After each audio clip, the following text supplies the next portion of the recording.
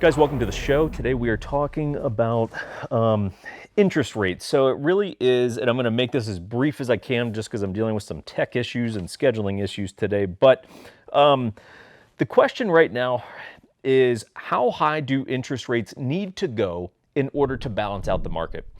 Because in my opinion, that is the answer. Like, if we are going to balance out the real estate market and switch it from a hardcore seller's market right now to even a balanced real estate market where a well-qualified buyer has a shot at actually getting a house, the number one thing that's going to do that is jacking up the interest rates. Now, we've gone from, in the past handful of months, 3% to 5%. I think just over 5 at the time of recording this, which is the 18th of April.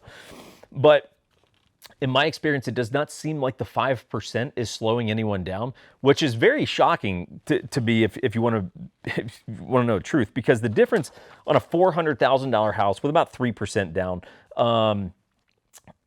3%, your payment would have been $2,080. At 5%, your interest rate is $2,527. These are rough numbers, everyone. Don't take that as the gospel. But the difference in your payment is about $450 a month, which is pretty significant in my opinion, but it doesn't seem to be slowing anything down. So I'm just going to throw out a prediction here, right? Which is, I think we need to get to about 7%. I think 7% is the thing that's really going to start to pump those brakes mighty quick.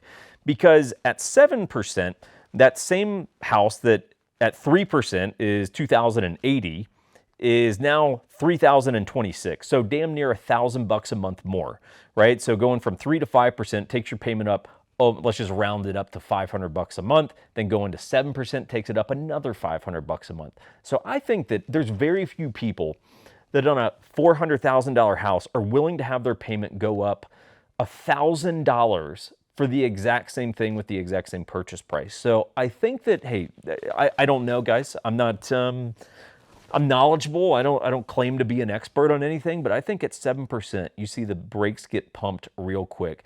And I'm comfortable with it. Like, I'm aware that what I'm saying might send us into, like, I don't know, like a shitty real estate market in terms of like inventory backing up and houses not really moving, but that's what needs to happen right now, guys. There's a lot of qualified human beings on planet Earth right now that simply can't buy a house.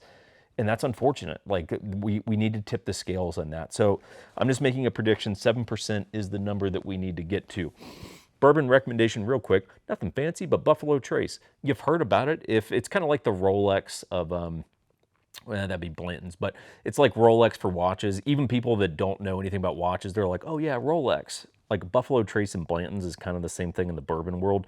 So Blanton's, in my opinion, not worth the price unless you can get it at the actual MSRP, but Buffalo Trace, very much worth the price. So this is a great place to start if you're new and you want to start getting into whiskeys and bourbons and things like that. Buffalo Trace is a nice place to start. So check it out. I hope you guys are doing well. We will talk to you soon.